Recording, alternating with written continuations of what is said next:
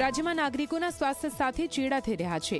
રાજ્યમાં ખાદ્ય પદાર્થોમાં ભેળસેળ કરતા ઇસમો સામે તંત્ર દ્વારા કામગીરી કરવામાં આવી રહી છે. પાટણના રાજેશ્વરી ડેરી પ્રોડક્ટના ગોડાઉનમાં તપાસ કરવામાં આવી હતી, જેમાંથી પામ કર્નલ ઓઇલનો જથ્થો મળી આવ્યો હતો.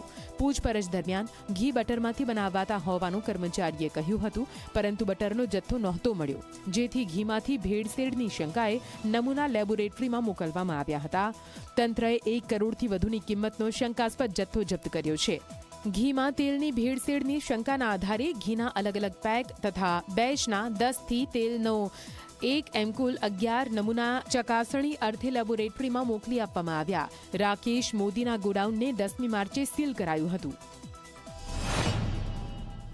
પાટણ ખાતેથી શ્રી રાજેશ્વરી ડેરી પ્રોડક્ટ્સ નામની એક ઘી બનાવતી ફેક્ટરીમાં દોડો પાડીને તેના માલિક શ્રી રાકેશભાઈ પાસેથી લગભગ 17 ટન જેટલું ભેળસેળિયું ઘી પકડી પાડેલ છે, જેની બજાર કિંમત 1 કરોડથી પણ વધારે થાય છે.